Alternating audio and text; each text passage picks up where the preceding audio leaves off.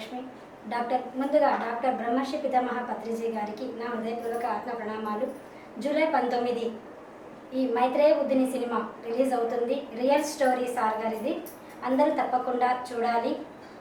Theatre దగ్గర 7:30 కంతా theatre దగ్గర ఉండాలి.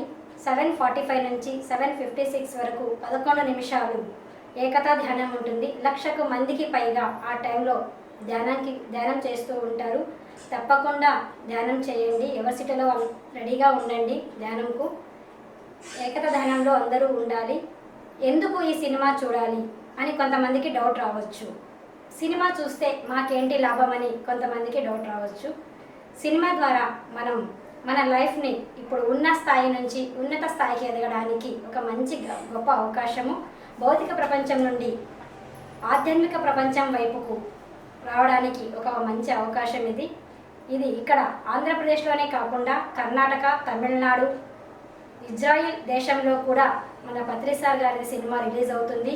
అదే రోజునే రిలీజ్ అవుతుంది. అన్ని చోట్ల ఒకేసారి రిలీజ్ అవుతుంది. అందరూ తప్పకుండా ఈ సినిమా చూడాలి.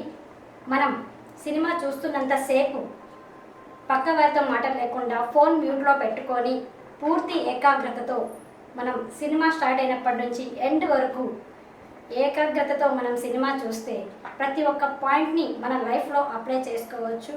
ఏ ఒక్క పాయింట్ మిస్ కాకుండా చూడండి. అందులో మీకు నచ్చింది ఒకటో రెండో పాయింట్స్ మీరు జీవితంలో అప్లై చేసుకుంటే ఉన్నత స్థాయి నుంచి ఉన్నత స్థాయికి ఎదగడానికి ఇది ఒక మంచి అవకాశము. అందరూ తప్పకుండా సినిమాకు రావాల్సిందిగా కోరుతున్నాము. సినిమా చూద్దాం రండి. Thank you masters. Thank you so much.